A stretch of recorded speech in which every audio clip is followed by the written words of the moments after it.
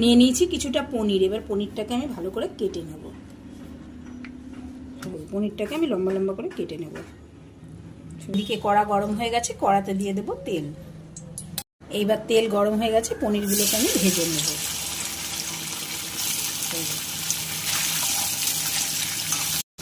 পনিরগুলো ভাজা হয়ে গেছে, এবার পনিরগুলো আমি তুলে নেব।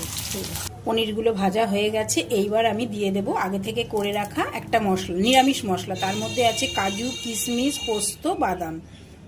এটা দিয়ে আমি ভালো করে তেলের মধ্যে দিয়ে ভালো করে কষিয়ে নেব।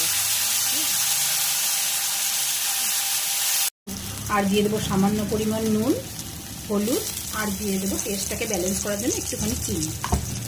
কষানো হয়ে গেছে, এইবার আমি দিয়ে দেবো কিছুটা পরিমাণ জল।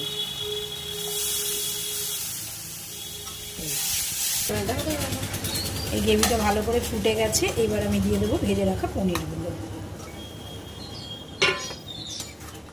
এইবার দিয়ে দেবো কাসুরি মেথি, আর দিয়ে দেবো একটুখানি ঘি। এই দেখো ফ্রেন্ডস, তৈরি আমার পনিরের এই রেসিপিটা। এই রেসিপিটা তোমরা বাড়িতে অবশ্যই ট্রাই করো, আশা করি তোমাদের খুব ভালো লাগে। রুটি, পরোটা বা রাইসের সঙ্গে এটা কিন্তু খেতে দারুণ লাগে।